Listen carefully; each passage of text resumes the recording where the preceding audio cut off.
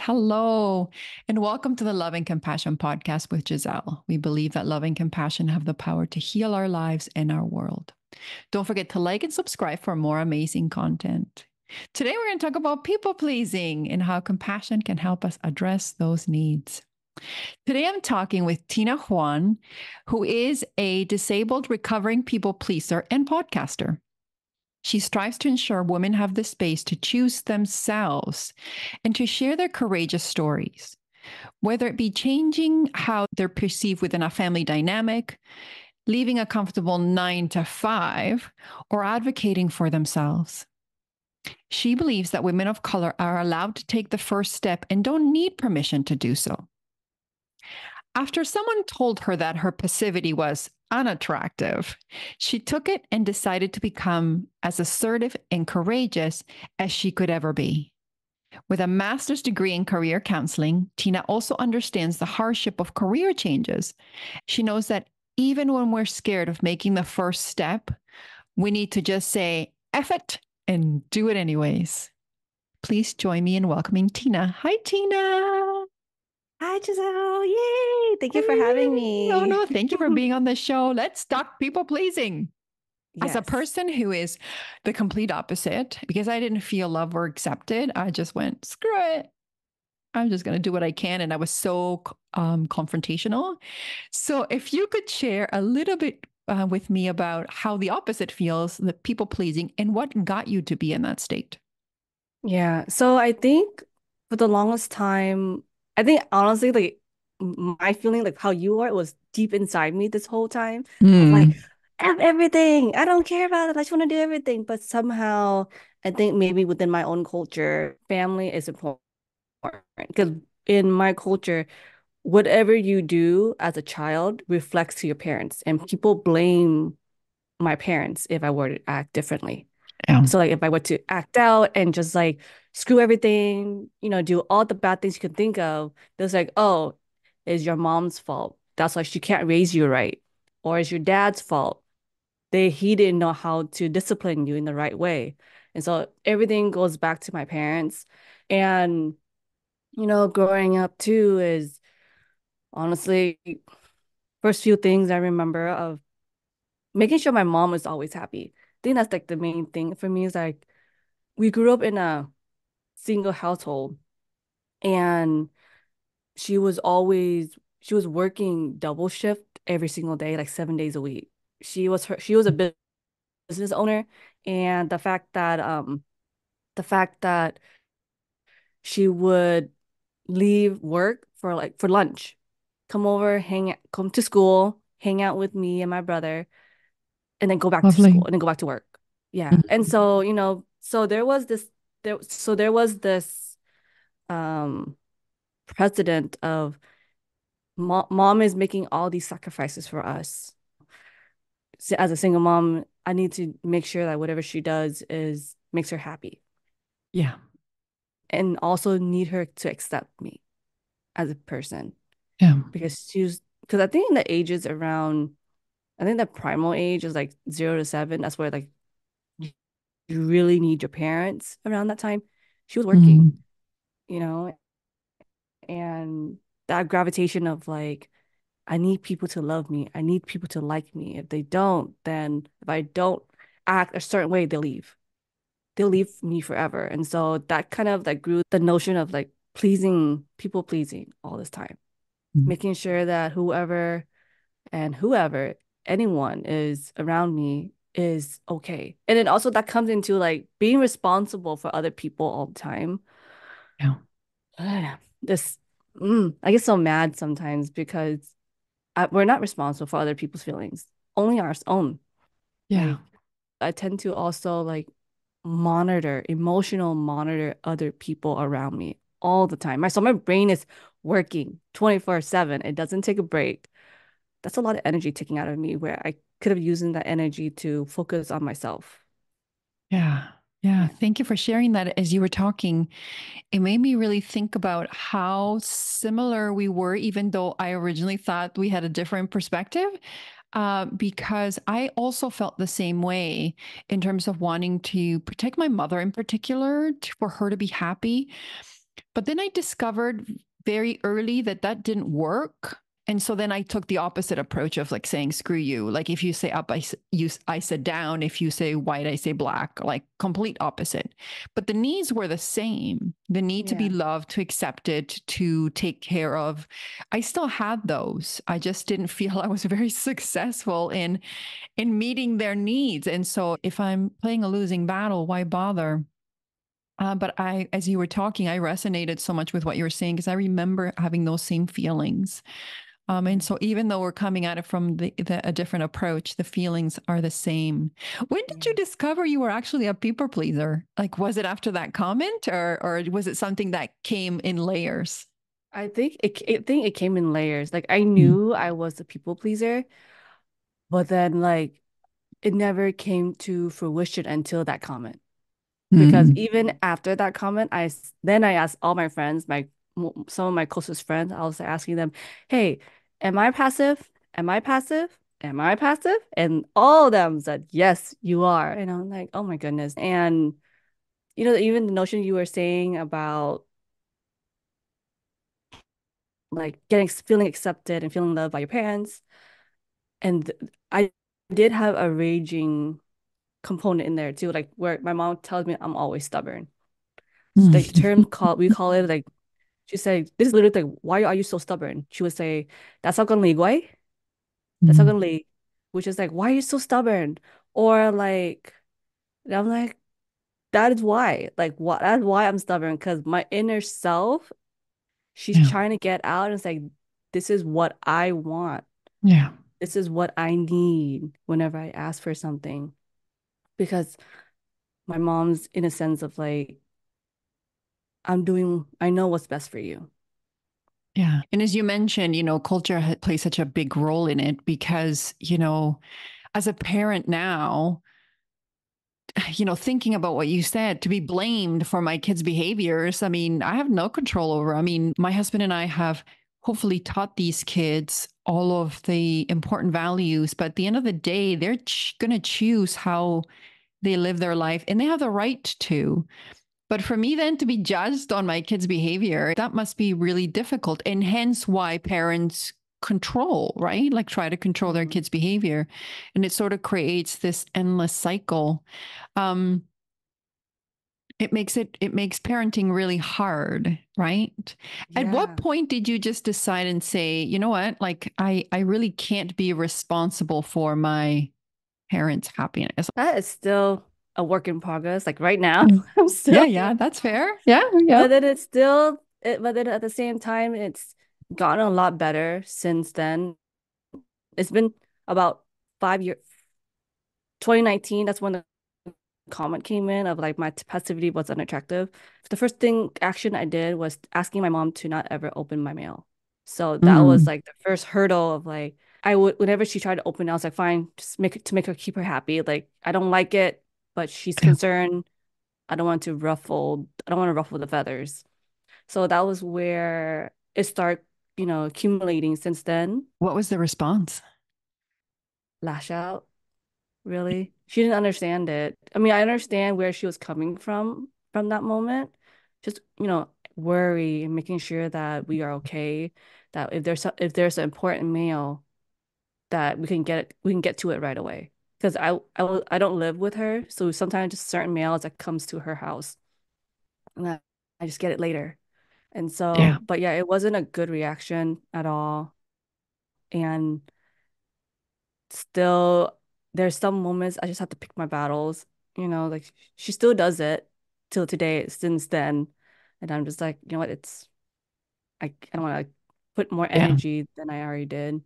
Yeah. It's the But there same with are, kids, right? Like you kind of have to, you do have to pick your battles in terms of like, it's like a baby step at a time, right? Good for you for at least sharing that perspective. I can only imagine as a single parent, it must have been challenging to make sure that your kids were okay, right? And yes, it must feel scary to, especially if I don't know if she has a relationship or not, it must feel scary to let go of that need to mother, yeah. especially if that was your whole identity. How has this influenced your desire to be a parent or not? Mm. Well, I've chosen to be a pet mom instead of an actual human. Nice. Pets are awesome. Yeah. So that kind of well, in a way that did influence me, but overall there's more responsibility in taking care of a human versus like a pet. So I Yeah. prefer to put my energy on that. Like I have two cats right now and I love them to death.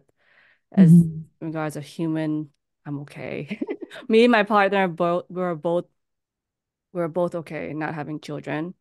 And so and we're okay with that as well too. Yeah. But there was some influence, but not as much. And I think that's a very brave choice. Now, you have the right to change your mind or to keep yourself as a personal lifestyle choice. But it's so amazing how women in particular are expected to play this mother role. You have to have children. That's like your be all. And so when Yeah. people decide to not have children, there's this real backlash that people face. Mm-hmm. I don't know if you Right. experienced it, but I remember as soon as I got married, there was expectations like, okay, when are you gonna have children? When are you gonna have Up, children? And it's we're gonna like, pop them out. it's exactly, but you would think with the amount of pressure that women face to be mothers, that mothers would be kept up here, but there is so much backlash. You're never doing it right. So you would think Yeah. that that would be a role that would be elevated as high as I don't know, athletes, but it's not. Yeah. It's not. It's difficult to have children in this. And I'm not talking physically, I'm talking emotionally, because like you Yes. said, it's like your heart, you give them all your heart and love, and eventually they've got to fly the coop, and that's their right. And they got a right to live their life. And so you do feel fear for them. You feel love. You feel all of these things. Yeah. And so it's as much as rewarding as it is, it can also feel really challenging at times, especially when It they is like struggle. Yeah. right. Go I ahead. mean, like, because even me as like a pet mom too, like I recently lost my dog in January, Oh, and I'm that so sorry. oh, it's okay. Thank you. Appreciate it. Like I had him for all 14 years, so he's 14. It's still kind of fresh here and there, but I feel like that's the same thing. Like you're losing a part of your heart of Yeah. losing someone, and then it's the same thing as having. I feel like there's no difference of having a human child versus an animal, a pet, I because have both. I have a 12-year-old baby, which I call my 12-year-old Doberman oh, Shepherd. Yeah. And he's my baby, and he's never going to die. That's it. That's when people ask yes, me how old he is. And people are like, oh, how old is your dog? I'm like, he's 12 and he's never going to die. So I yes, don't you're even never engage gonna in the die. conversation. I'm like, nope. Nope. Yes, never ever. Yeah, that's right. Yeah. I wanted to talk a little bit about this 4B movement that's happening, I believe in South Korea. I don't know if it's, Yes. I'm not 100% correct. And I had seen this on TikTok and I was really interested because, some people say, well, it's not as big as people are making it out, but it's really catching fire in the TikTok community because Mm. from what I've learned is like a group of women that have decided. Now, let me back up. In South Korea has one of the lowest or the lowest birth rates. So Right now? yeah, babies are not being like they're just not being born. And so the government is really worried about like but what's Produce. happening. Like we're gonna have a whole bunch of old people and no young people to take care of them. Yeah. And one of the reasons that has come out um, is that there is this, I don't know if it's small or large, there's this group of women who have decided, it's called the 4B movement, to not marry and not have children. They just decided this is not the life I'm going to lead. This is not what I'm going to do. And this is very much against convention. And all of these North American women are like, oh my God, what a good decision. Take our power back. Because women have historically, we have suffered from gender issues in terms of wages, like facing Yes. rape, abuse, all of these things. And I Yes. believe that people are seeing this 4B movement as women taking their power back and making a choice. What are your Yeah. thoughts? Oh, no, I agree on that because I've always hear people, saying like, are we as women are just a vessel for to produce, just to Yeah. only abide to other people. And so I really, oh my gosh, 4B, that's like kind of my route too, because eventually my partner even thought about not even getting married. Like we're okay not getting married. Like we're both agreeing on that. Well, I think I've decided like thinking like, yeah, I'm cool with that too. So Yeah. it's kind of Yeah. like, it's kind of amazing that there are women, at least in South Korea, they're standing for themselves and empowering themselves, like putting the foot down, like no means no. We don't want to do this. We don't want to have kids. We don't want to get married. You can't make us because Yeah. we are Yeah. our own person. So I Yeah. love that. I love Yeah. that so much. And I think, going back to the whole people pleasing, that really goes against convention. And it really goes Yeah. against the expectation of, well, like, if you're not there for that, then what's your purpose? Right. Oh, And it makes me think of the women's suffrage movement. There was a time before women got the vote where they literally stopped society. They stopped going to work, they stopped cleaning, they stopped cooking, they stopped right. And now in our today's world, it's much more balanced. Like my husband does all of the cooking. Like my dad used to do all the cooking as well. Like so we kind of have like a different relationship in the sense of it's not traditionally male, traditionally female. But many families still have that traditional role. And so it's interesting to see how women across the globe are really gravitating towards that. And I'm not saying that's the answer. I mean, you're in a relationship, as you mentioned, you're just not making the choices that have historically been made. We yes. are rethinking, I mean, traditional conventions. And I think that's kind of the epitome of non-people pleasing, wouldn't you say? Yes. Oh no, Yeah. it took actually, now you're saying it. Thank you. I didn't realize that because like for the longest time, I guess for me, when I think of like people pleasing, I think of like not saying no, like verbally, Yeah. not saying no, always saying yes Yeah. to people, saying yes to that. Everything that people ask of you, always say yes. Yeah. But I didn't think about that of like no to having kids, no to having getting married, or just certain things that I don't abide to. Yeah. That's not attained to people pleasing because, It goes against the grain.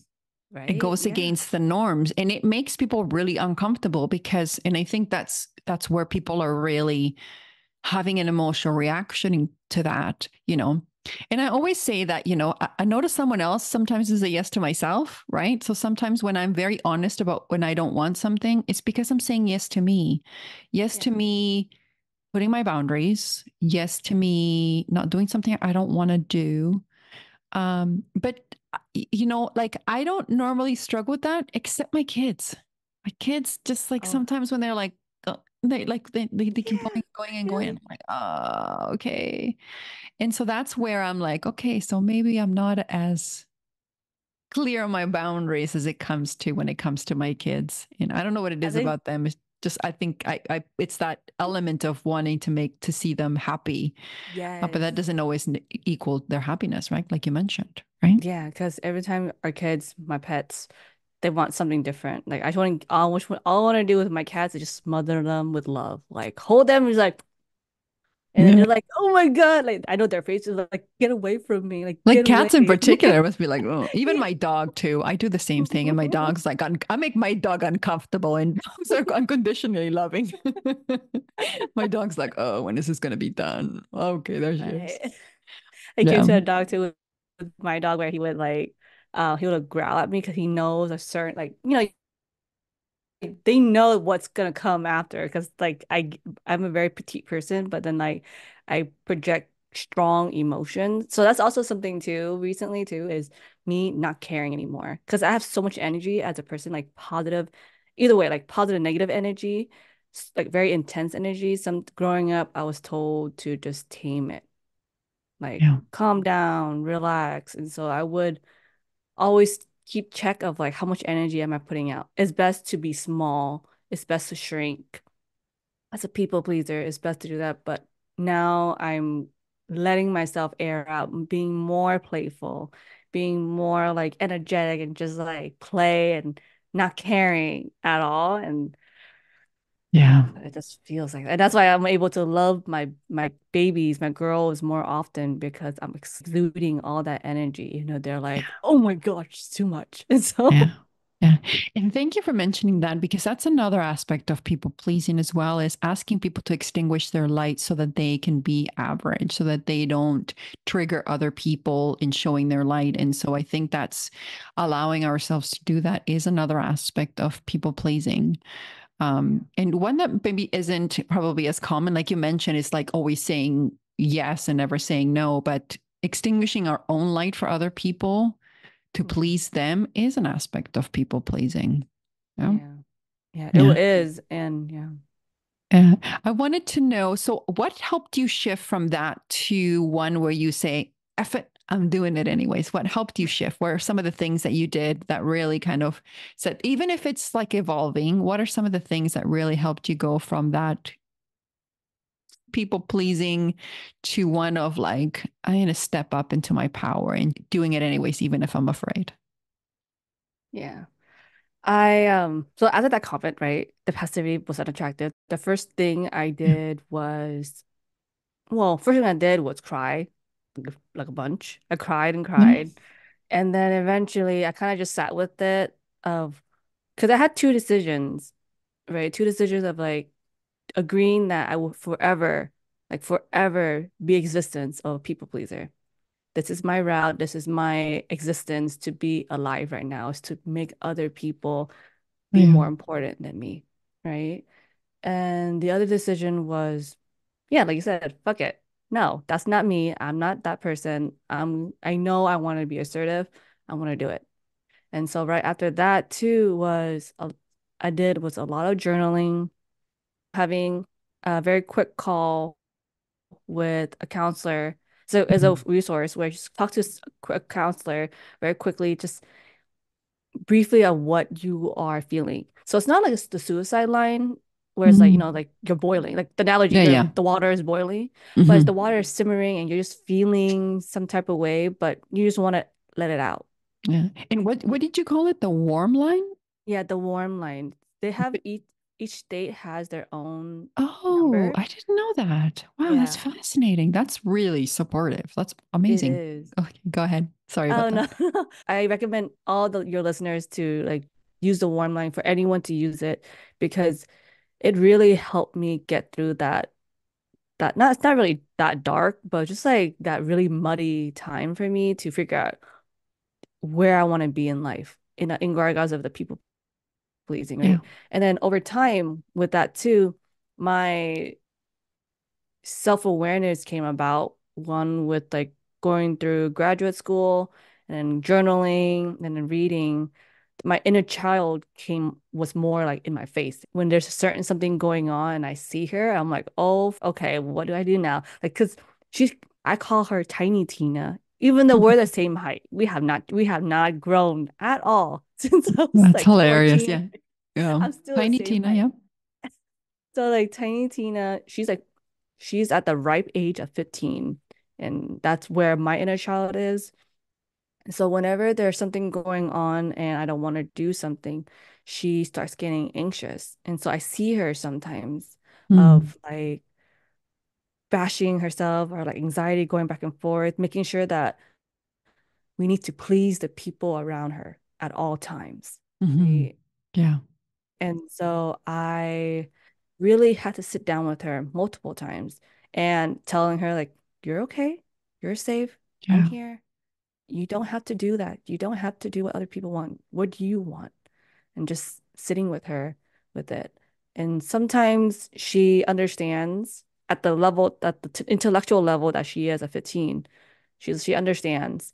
And there are other times where she gets the best, like she has more energy which means like her stubbornness comes into play. And Hmm. then so like sitting down and sitting with her and being compassionate with her, Yeah. sometimes it doesn't actually work. So I just have to be like, not the mean parent, but like, I see you, honey, I see you, but just sit your ass down. We're gonna do this. We're gonna do it anyways, and just come with me. Like you're safe. I think that's also like she's still scared and Yeah. anxious, but I'm still giving her compassion. And at the top of that, it's like the firmness of the age I am now that just sit with me, you're fine. Just sit down. Yeah. Because, yeah, like it's not that I'm leaving her behind. She's still here with me. I'm just telling her like, okay, just sit down with me. Yeah. Yeah. Yeah. And you're helping her feel that in sort of dip her toe into that safety, right? Yeah. And I love that you mentioned compassion, and I love that you mentioned the inner child healing, because it's a strategy I myself have used to feel safe. For the longest time, I didn't feel safe, and so I have really had to reparent myself around feelings of safety. Yeah. But sometimes it just feels so strong, those feelings of fear, right? Yeah. And so to say, you're safe, I got you. You're okay, I got you. I Yeah. think it's really, really powerful, really powerful. It is. And it's also really fun to kind of see the thing that West I know it's like real time right now. It's like seeing how much she trusts me now Mhm. than when I first started. Because there was a constant like, the battle would be for days in the beginning of Mhm. like, I really want to do this. I really want to do that. No, no, don't do that. Mom's gonna get mad. People are gonna get mad. Whoever is it, they're not Yeah, gonna love people you aren't going to love anymore. you. Yeah, or like you anymore. But then now she's like, okay, okay. I'm still scared, but I know you keep me safe. And also like what I've learned recently too, I go to therapy as well, Yeah. is I didn't realize there's the mental compassion, like mental compassion versus body compassion, Mm. in the sense of like telling her like you're safe, you're no one's gonna hurt you, like you're good to be your own person, all the affirmations. But I forget to soothe my body because her body is feeling tense because of all that. And so now that what I do for me is like squeezing my arms, squeezing my legs, just giving that sense of hugging her, like, Yeah. hey, you're here, you're safe, like, and then my body starts to relax more, Mm. and then I'm more straightforward. But yeah, it was it's still, of course, I don't think it will ever go away where I'll have my inner child just banging at me at the door. It's like, get me out of here. I don't want to be here. I don't want to think. It's like, you can't do this, can't do that. No, you Yeah. know, but just letting her know, like, hey, you're good. You're good. I'm here. I'm here with you. Let's hold Yeah. hands. And I literally hold my hand, like my right hand. Also a quick note too, like I grew up having a disability. So my right hand, I have cerebral palsy. So my right hand, it's affected. So there is, some limitations to it. So I utilize that as my younger self. And then my left hand is like Mm. not affected. So half of my body is affected. My left side's good, my right side's affected. So I would hold hands with her, hold my hands. It's just like, I got you. You're safe. And then she's like, Wow. yeah. And I so love it's that. Yeah, yeah. I absolutely love that. And what you said is really so powerful and so important. So I want my listeners to take a note of it, because that physical component is so important. As we saw in COVID, people were so separate; they couldn't touch one another. There was so much isolation. And like you mentioned, in compassion practice, there's the touching of the chest, like you put your hand on your heart or on your leg, or you can, like rub your shoulder. And what it does is releases oxytocin. And so we can't do that for ourselves if we don't have anyone to do that for us. And it does kind of soothe that. It's like physical touch is so important. So when you can't get your mind in order, you can do that physical touch. And it's a great strategy for people to use to be able to bring themselves back. And I love that you are able to offer that to yourself as if you're Yeah. two different people, but it's just one you. But the fact that you're able to hold your own hand and be there for yourself is so powerful and so important, because people don't realize that they can do that. They always think, oh, it Yeah. has to be external. Somebody has to love me externally outside of me. um I wonder what your thoughts are about, like, you know, people pleasing and all of those sort of behaviors. Ultimately, it's about us wanting to be loved, right? Yes, What loved part of and about that self love did you feel was really in need when you were people pleasing? to accept me for who I am. Really, that's where it is. Like I said earlier, I have a lot of energy, really Mhm. big energy. Like just I just last week I went to the beach with my partner and he's more the grounded type. So he's walking. For me, I was like bouncing everywhere, going in the water, out the water, outside the water, jumping into the sand, throwing up water, like just like being a kid again, being really playful and just enjoying myself with the energy that I can encapsulate. Like I have so much energy. Like I'm very small. I'm only 5 foot, 5 feet. And so I just accepting me as me. That's like the big component for me. It's like, can you hold my energy if I let it out? Like, can you hold that space for me to give my energy out? And then right, thankfully, Right. and I love it that my partner can hold that Yeah. whenever Yeah. I exude it. Like he can't go to that level, of course, but he's Hmm. okay But he letting puts me his like, glasses on for the wattage, right? He puts his glasses on. He's yes, like, lets you shine bright. yes, and just like, yes, yes. And so, yeah, so it's just like that is accepting me as me and not trying to mold me into diminishing my energy of what I can take because I can run like a freaking mouse going on a wheel. So and then That's eventually, awesome to have that much energy. It's amazing. It's amazing. yes. One of the things you mentioned is that, sometimes you have fear in stepping forward and shining your light fully. How did you deal with that fear, those fears that sometimes come up? I only when I'm exhausted, like I'm tired of Mm, going through that motion all the time, the fear going. And yeah. I literally just say like fuck, like just fuck it. I'm just gonna do it. I'm just gonna do it. Like I'm tired. I'm Yeah. I'm tired. Like that's where the I'm so tired of fear running through my mind. Yeah. So yeah, so I think for me, I just put myself into like exhaustion. And then I'm like, okay, well, I'm doing it. And then here I am. And I was like, I just did it. Awesome. Why didn't I take so long? You Yeah. know? But is it So, but terrifying then in the that, moment?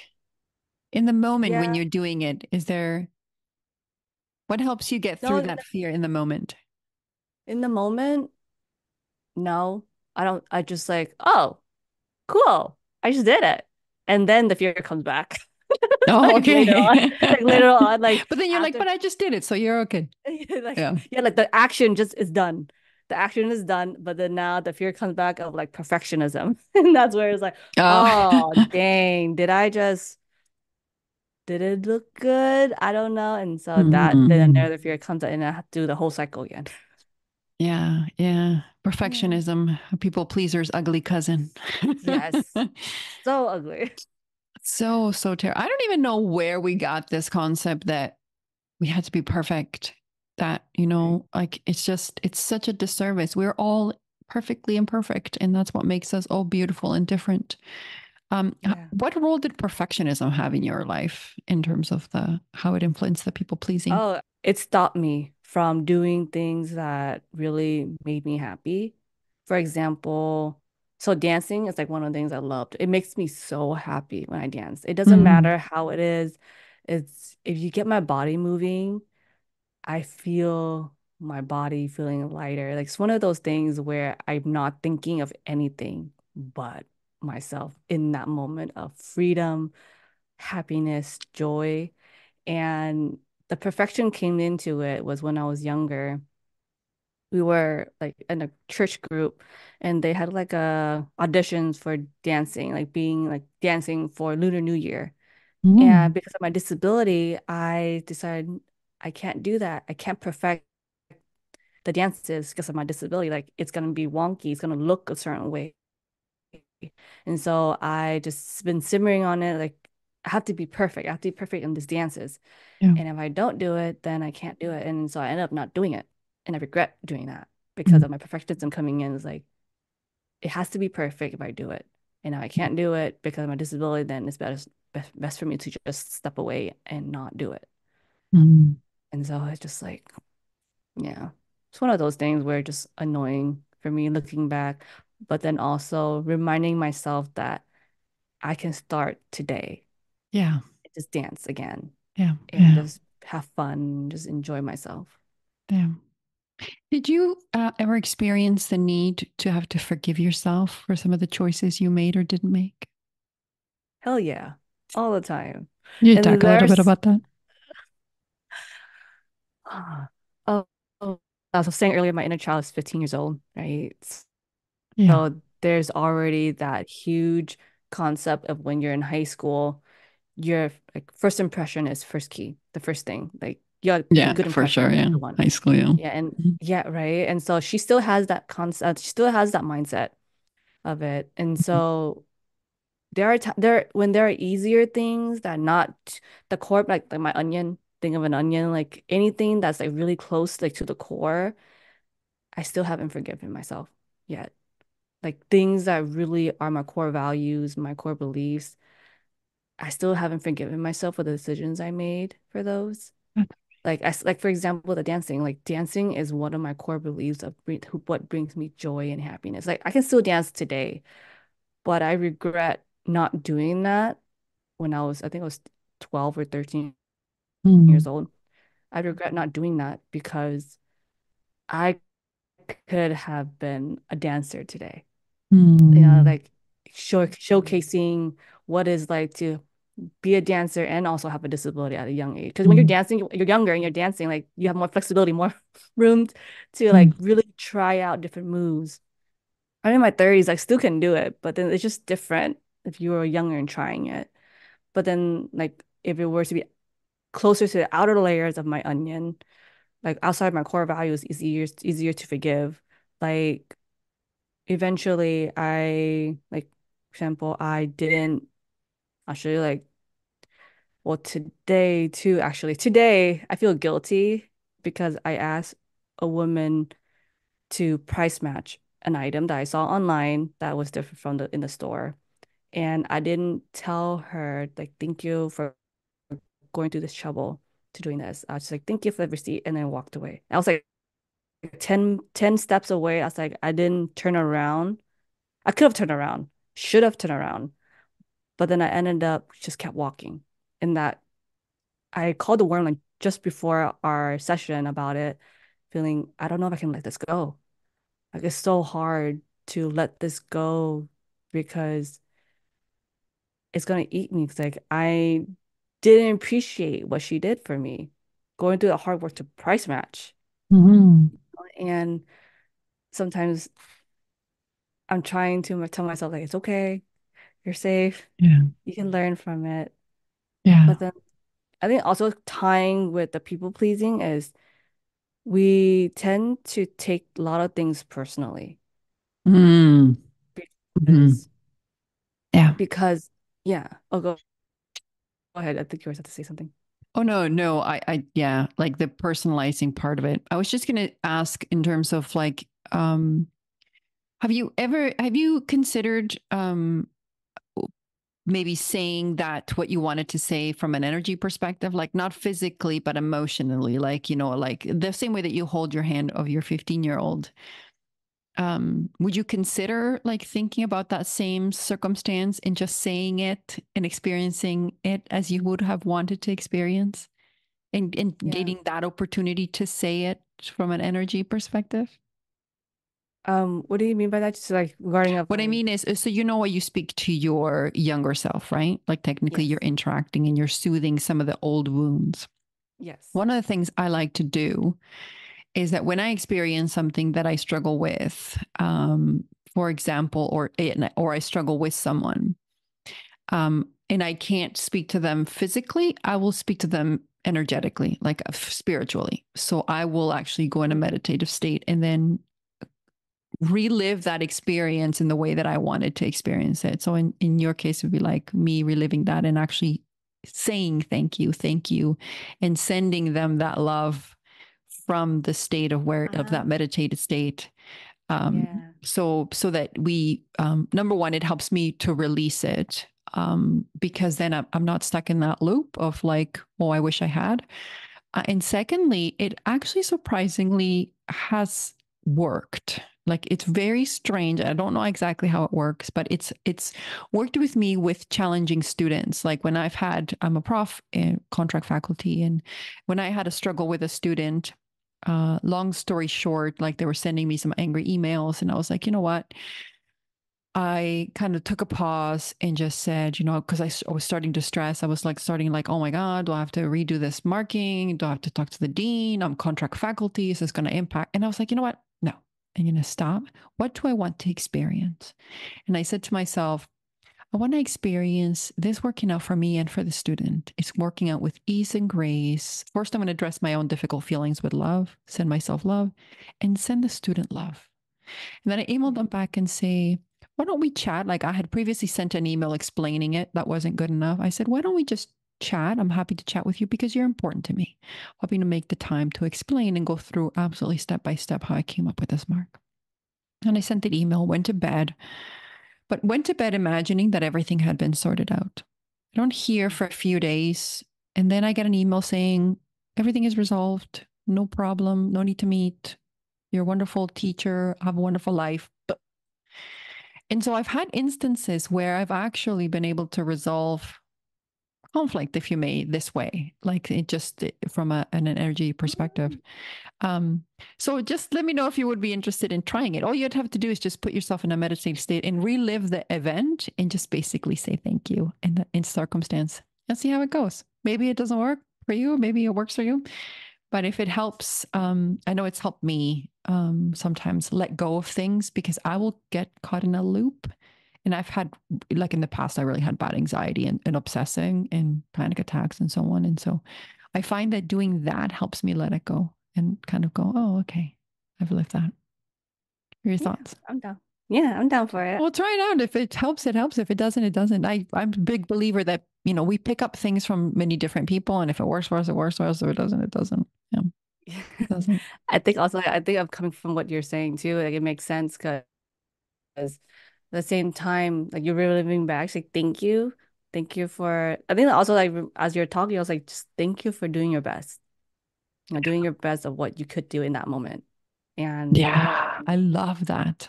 Yeah, saying that to yourself. Oh, that's so beautiful. Yeah. I yeah, wanted to talk about, you've been mentioning it a little bit. And you mentioned it, I think, in your intro, which is really about the importance of play. What role has yes. play really had in your life and how it has helped you sort of transform? I give me a minute because I like it's just like it's Yeah. resonating really deep within me because I realize how important play is, how important it is in my life Yeah. because I just feel like my most authentic self as an adult. You know, it's I mean there's a difference between as when you're playing as a kid Yeah. versus playing as an adult. Because you know we know when is the right time to play and when is not the right time to play. And it's so important for me because it exudes my energy. Yeah. It's hand in hand with how much energy I could play. How like you really like you will see me bouncing off the walls for a good 10 minutes playing and just being goofy. Because and also one of the things too is that I love making people laugh, making people feel at ease, Yeah. feeling just like, hey, you're allowed as an adult, you're allowed to play. I'll play with you if we want to. Like I'm cheering you on, I'm supporting you. Let's play. Because that's also the thing what I've noticed too as an adult. We forget to play. We forget to be Yeah. what we always love doing. I love bouncing off the walls all the time and exuding so much energy and just like and then knowing that I will come down off that ladder and just like okay, I'm chill now. Like Yeah. it's like 1 to 100 for me. But that's kind of where it is for me in regards to play because I want to play as much as I can. Like one of the things I love going to is one of those industrial buildings. Sometimes they have like the water spouting out from the ground, like a bunch of them, just for like art and whatever. I would want to run through that and then get myself wet. Like I don't, of course, put my electronics away so that it doesn't get wet, but just go into the water and then Yeah. not caring and just enjoy life. And then, because we are meant to live fully and wholeheartedly and not be And rigid. joyfully. Yeah. Yeah, and Yeah. joyfully. And it feels all I want to do is just the people around me, just especially as adults, like play as often as you can. Not Don't tell anyone to tame your light, to break Yeah. down your light because it is different. Like my energy is really high. So not everyone can reach my to my level, but like reach to your own level of Yeah. what brings you joy and play with that. Play as much as you want. Like if you used to play, like if you love playing in the dirt, go play in the dirt. Who cares your feet or your hands are dirty? You can wash it with soap and you're fine. Do things or like jumping into a pool, even with your clothes on. Like you saw something cool, I'm gonna go jump into it. Like the pool, for example. And then Yeah. or like cool, like just like let yourself be free and not be so scared that, oh, I'm an adult. I can't do that. Oh, other people think of me when I do this.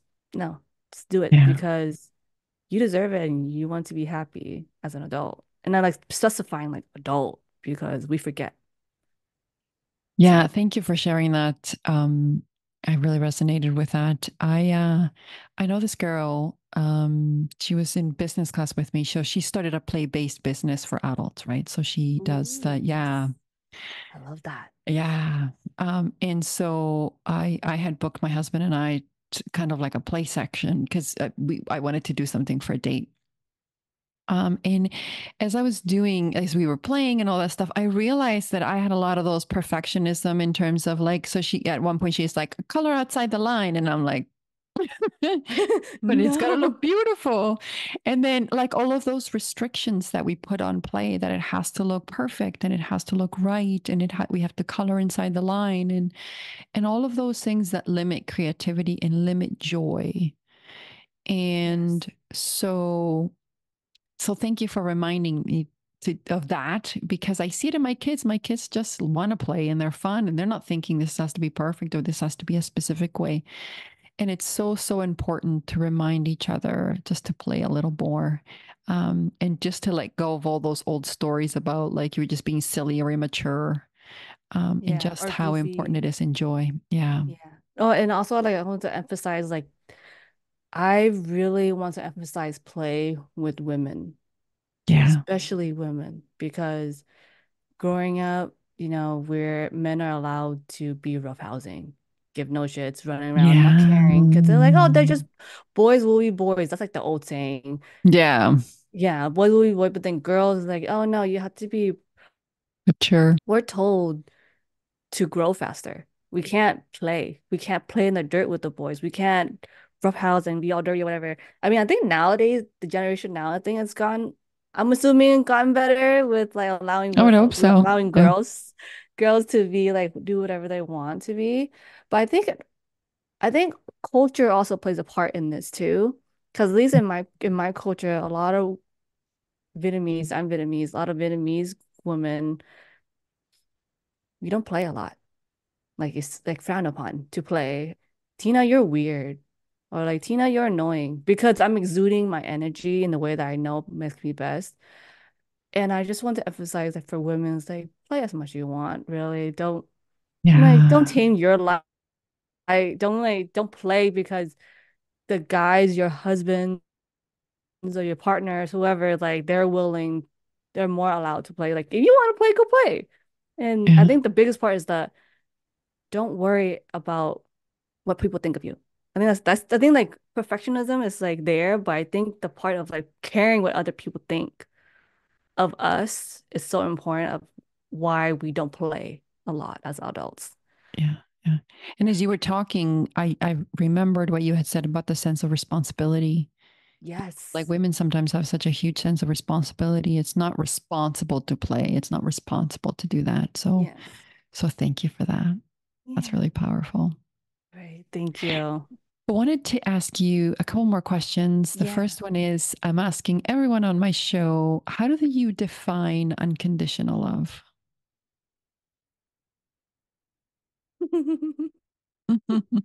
I think of unconditional love is like this is gonna make a lot of people uncomfortable because like, I'm just refraining from my personal experience. My unconditional love is just smothering your loved ones no matter how they don't like it. Like, in a The way, like smother mother, yeah. Yeah, I'm a smother mother. It is like, and I It's think I mean I hilarious. got it from my mom too. She tends to smother us too, and the most like unconditional love she could give us too. So I think I learned it from her. And so Mm. it's just like, but putting that too, like on top of smothering is also like give them so much like affirmations, give them compassion, empathy, and holding space for everyone around you. Like I think that's also the biggest part is like holding space. Yes, you can Yeah. smother, but then like there's a boundary, of course, that you should not cross all the time when they're like, get off of me. I don't want this anymore. Yeah, I know exactly. you Yeah. love. So Yeah. it's like, but they're like, just holding space and just Yeah. like Beautiful. just yeah, and just encouraging them to play as adults, Hmm. as they're growing up, and your friends and family, just like play and play. Yeah. Yep. Beautiful. So my last question is, where can people find you? Where's your website? Where can people work with you? What are you doing? What do you want to share with the audience? Yes. So honestly, like right now, I have my podcast. So the Courageous Inner Beast is a place where women are able to share their courageous stories. Beautiful. Yeah.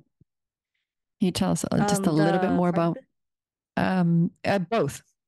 Yes. So like for the Courageous Inner Beast, is just a place for women to share their courageous stories, like unfiltered and uncensored, really just becoming your powerful self, and then me Mm, holding space for you. Because as we were talking in this whole conversation, we don't want you to shrink. We don't want you to like be small. Like if the way you share your story is close to your heart, it's authentic and honest, and I can feel that from you, it's mm, like you're being your true self, and I want to hear more of it. And my personal curiosity will come out of it and my own reactions come out of it. And so that's all stories. If you want to feel inspired, feeling that you want to resonate, like just go all for it. Because we're found in like Spotify, Apple, and all the little ones that you could find like iHeart, Amazon Music. You can find us all that if you want to listen to stories. It's mainly just stories as the platform. But yeah, please check it out as like we want you to listen it and just hear more of it.